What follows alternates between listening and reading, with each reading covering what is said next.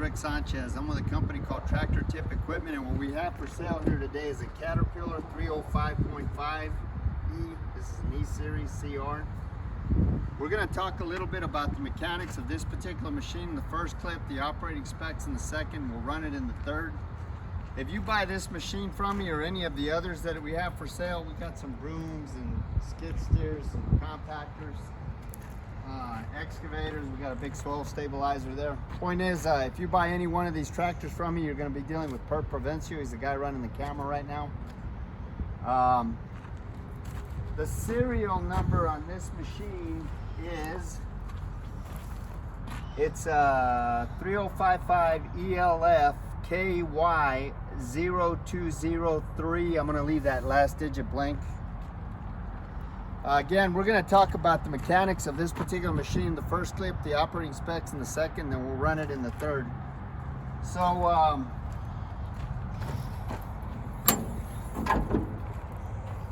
open this stuff up for you. Price on a new machine like this these days is anywhere between $65,000 to $70,000. Maybe even more than that. They say that the prices of equipment from, or actually vehicles, new and used, equipment new and used, is going to double in the next 2 years because of our friend Vladimir Putin. This machine has 1,312 hours on it, on a working service meter. Oh, I need the key to open that. Now this machine, battery right there.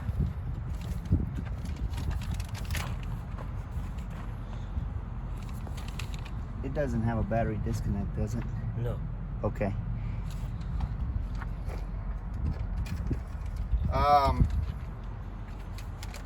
So as far as manufacturers go, everybody's heard of Caterpillar. They're pretty ubiquitous out there. Not only are they ubiquitous, they're number one in the sale of heavy construction, mining, and even utility equipment. This machine here is considered a piece of utility equipment. This machine here weighs 11,938 pounds. The widest point are those tracks right there, excuse me, at 6.5 feet. Highest point is the top of that cab at 8 foot 4 inches. The transportation length from the end of these tracks right here to the front of that knuckle when it's a transport profile is 17 foot 6 inches.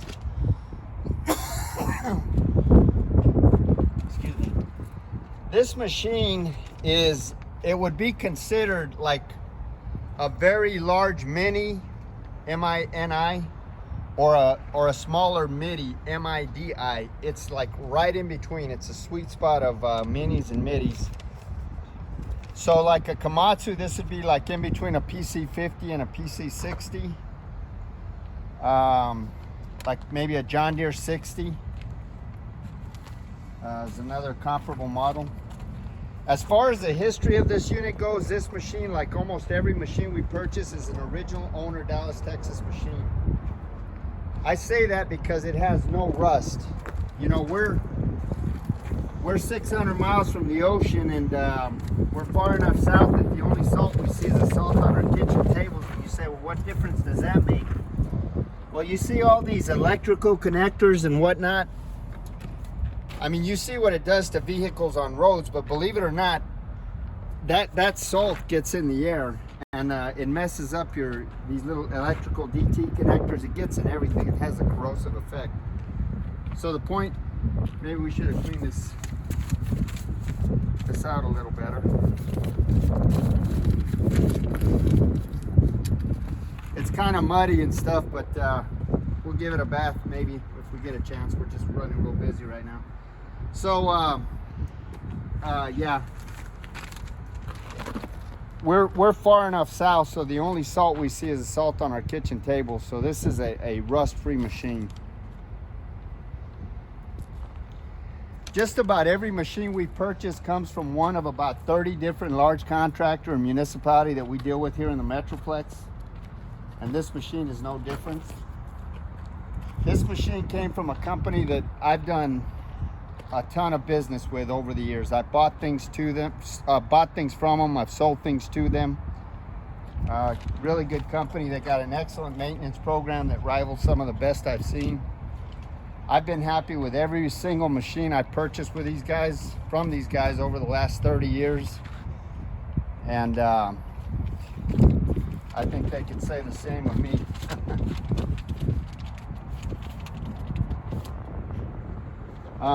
The guy that, the type of work that the guy that I bought this off of was he was a pool contractor. So he did big, large pools and small ones and whatnot.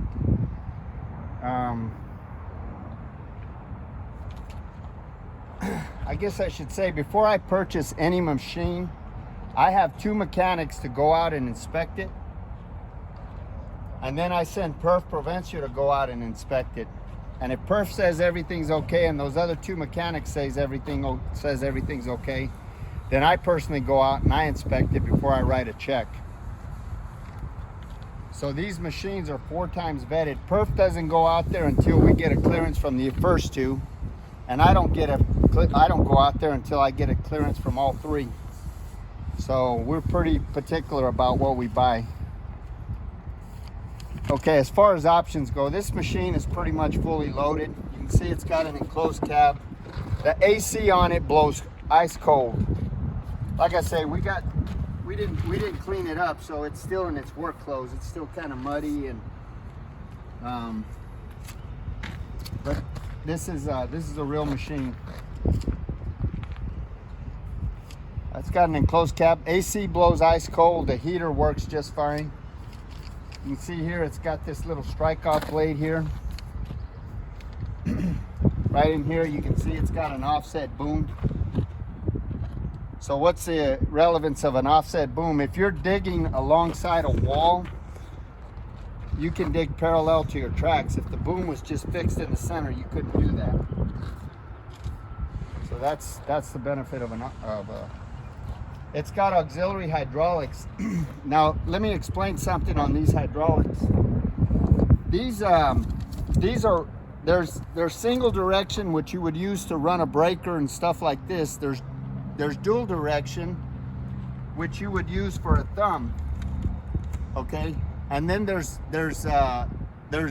dual function. Now these hydraulics here are dual function. In other words, they'll run just about anything. So you can put a thumb. If you have a dual direction hydraulic system, it'll only run a shear or a thumb, but it will not run a breaker or an auger or anything like that. But if you have dual function hydraulics, which is what this machine has, it'll run everything. So you can see here we got there's a hydraulic thumb on this thing. We also have a stiff arm for this. If you're doing like a lot of like major demolition, you don't want to, you want to use your thumb to break out. You don't want to put that stress on this cylinder. We also have a stiff arm. Now the way this thumb, what this thumb does is, you can see these pins right here. You take these pins out. There's a cotter pin right there, a keeper pin. You pull these out and you disconnect these lines right here. These are just regular quick couple lines. So you take these lines off, you take this cylinder off, and you use this pin or this pin to brace this thumb right up against itself. So the thumb has got a very low profile when you're not using it, if you don't want to use it or you don't need it. The other thing this excavator's got is it's got a coupler on it. Now this is a mechanical coupler. Caterpillar did a pretty good job with these. Have you taken this one off yet, Perf? Yes. Okay. It's easy. It's pretty easy to take off, so we'll mess with that here in a bit. You can see these thumbs, right? These thumbs. This oil right here is actually, or if you put like WD-40, you put WD-40 and stuff, you just grease this machine up. So that's what this grease is from. This machine has no leaks in it. This is actually WD-40. I guess when you took the thumb off, Perf? Yes, sir. Okay. So you can see the teeth right there. Those are twin tiger teeth.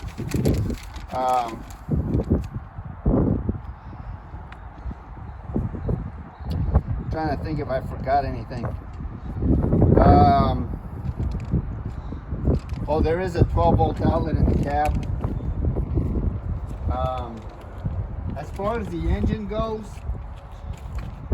these videos are long because we're really thorough about this stuff. We've been doing this a long. I've been in the heavy construction mining business my whole life, so I like to really, like, if you can't come to look at this machine, I want these videos to be just as good as if you were here.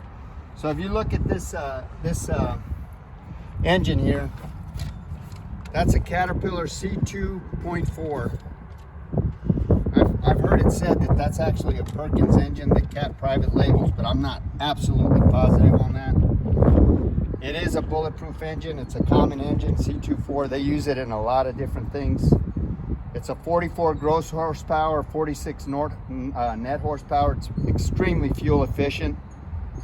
This has got a 16.6 gallon fuel tank, which will run you anywhere from 12 to as many as 18 hours of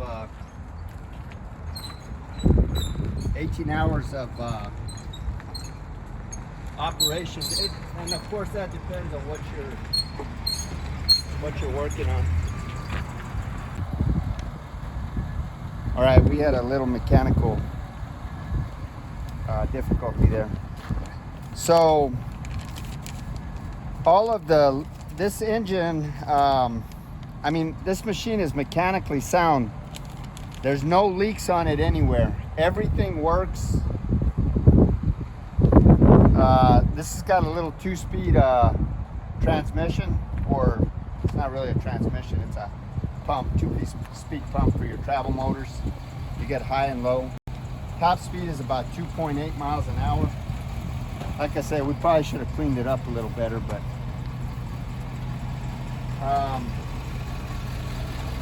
this undercarriage here is about 85%. There's no leaks on it. The final drives have got plenty of power to push that blade and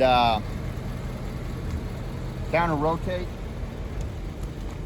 The hydraulics are strong. There's no cracks or welds anywhere in this work equipment here.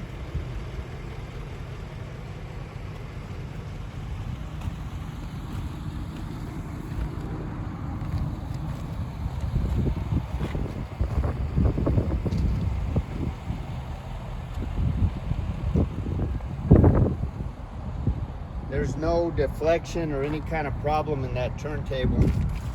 That right there might look funny on that's nothing, that's just dirt or something. There's no deflection or any kind of problem in that turntable for articulation, Troy. So as far as this bucket goes, we might have a smaller bucket for this, we'll have to check. This is a 3-foot 4-inch bucket, okay, 40 inches. It's a 36-inch bucket, but these side cutters here bring it out to 40 inches. It's 2 foot 8 inches high, and it's 32 inches deep.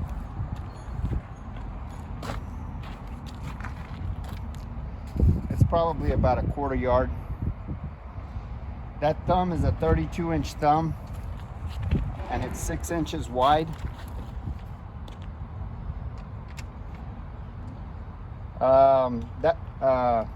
The maximum dig depth for this machine is 11 foot 4 inches. The maximum reach at ground level from the center of that swing right there, out there, is 19 feet. Your maximum dig height is 17 foot 6 inches. The maximum lift capacity of this excavator, actually got a lift.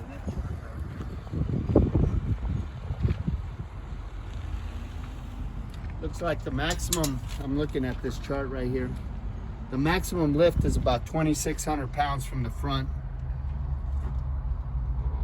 and 1,600 pounds from the side, roughly. So it would lift a very small car.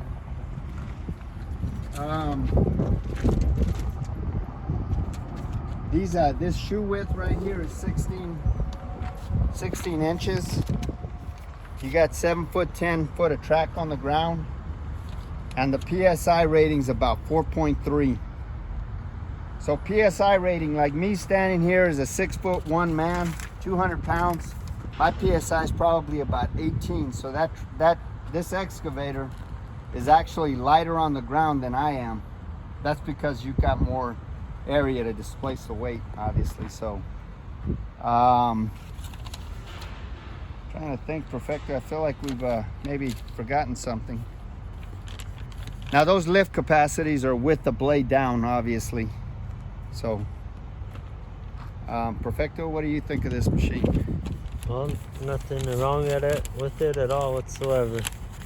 No leaks, no deflections, no cracks. Perfect machine. Perfecto says it's a good machine. He's the reason that I went out and looked at it and bought it. So we're good to go. We're gonna run it in the next clip. All right, so this is the inside of the cab here. If you start this, that's your throttle control right there. See this hour meter? She's a tick talking away. There's your little lift chart and your maintenance schedule. You got fuses and stuff back there. This is your seat. It's a little dirty, but it's like a brand new seat. There's your 12-volt outlet in the cab. Your air conditioner, which does in fact blow cold. This is your monitor panel. So what you do here is you go, like if you want to do the work mode, work tool,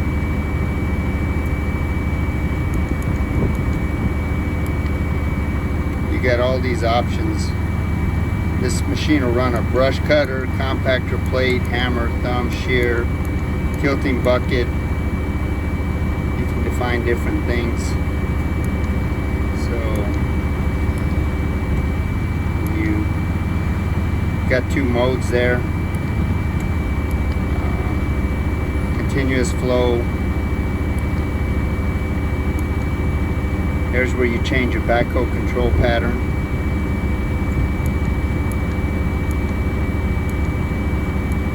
So that's pretty much it. Here's your lights, your horn, your windshield wipers. It's a really nice machine.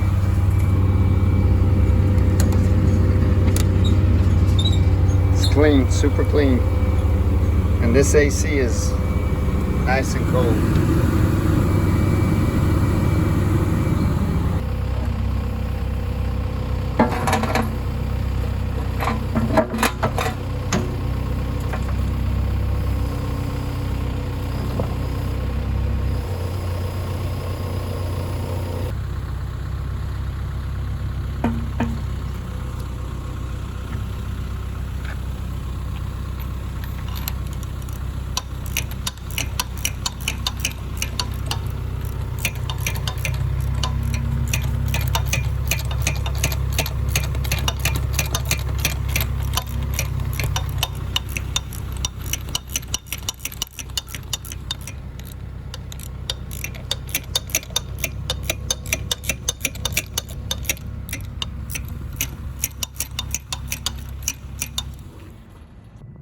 This video will probably do a better job of showing how that coupler works.